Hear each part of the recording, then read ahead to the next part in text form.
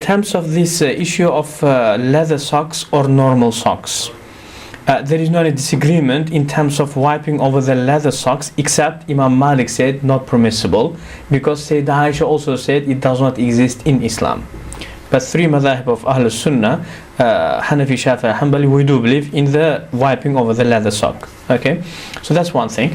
In terms of normal socks, so if the normal socks are very thin, that when you wet your hand and put it on your, for example, socks, so you can feel the wetness straight away on your skin, on your feet. So according to three madhahib, Hanbali, Shafi'i, Hanafi, is not permissible to wipe over them. As far as I know, it's only our Salafi brothers, they say it is permissible.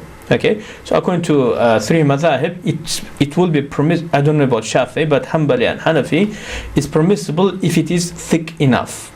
In Hanafi we say thickness should be on the way. When you wet your hand and put it on your socks, you do not feel its wetness by your skin of your feet.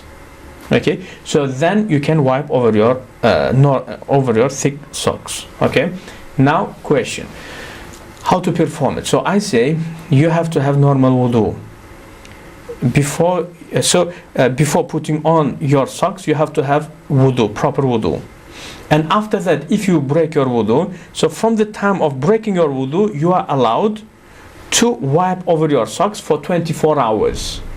So it's not 20 hours. For example, you broken your wudu in Isha, means next day till exactly same time you can carry on wiping over these socks. Okay, that's one thing. The second is only Hanafi. I'm not talking about Azhar, only Hanafi. And the second thing is, but what about next day?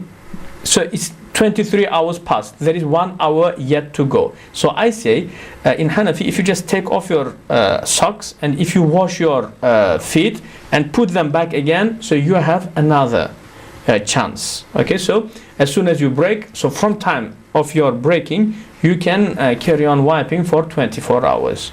So that's how it works. So I think it should explain the question of this lady.